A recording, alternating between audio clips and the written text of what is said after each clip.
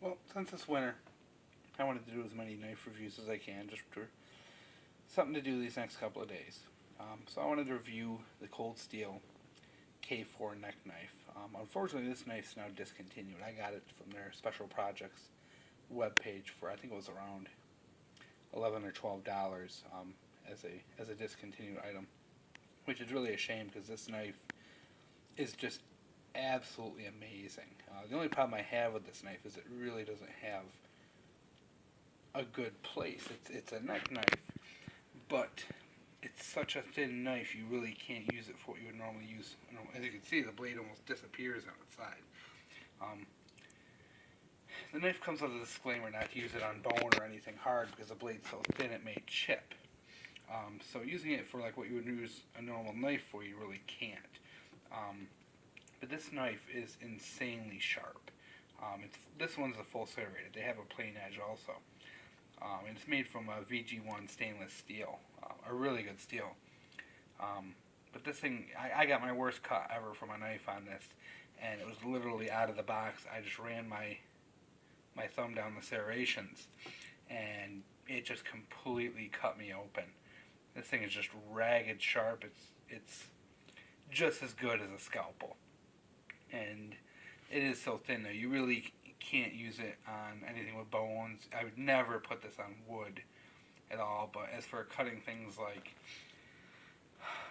paracord or anything like that, it slices through it like it's not even there. Any kind of nylon just completely zips through this thing. Like, it's just such an amazingly sharp knife.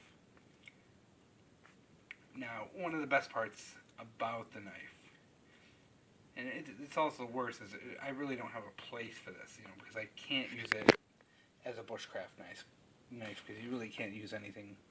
You can't use it on wood; it's just too thin.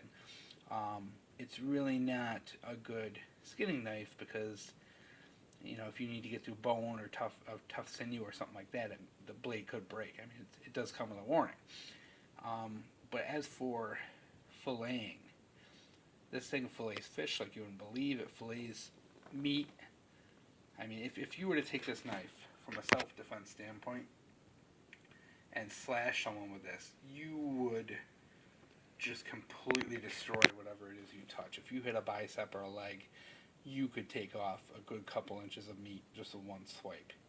It's that sharp. So as a neck knife, kind of a last resort, this would definitely do tremendous damage to someone. For a bushcraft knife, it's really nothing you can use out in the woods. It would be great if you are skinning an animal, because it is so sharp, but you have to be really careful around the bones. It comes with a Kydex sheath with a ball for the left. It's supposed to be rated for 50 pounds. I wouldn't doubt it's really thick. It's a lot better than anything else you get. And the knife snaps into it really good. It snaps in good. It's really secure. You can shake it all you want. It's not coming off your neck. And the sheath is really thin too. Altogether, the thing is very thin. It hides really well under a shirt. It fits in the back of your backpack. Really flat, doesn't stick out. And it's not something you have to worry about the knife getting out. But if this knife did get out, this would cut through your backpack in a heartbeat. The blade is just so thin and so sharp.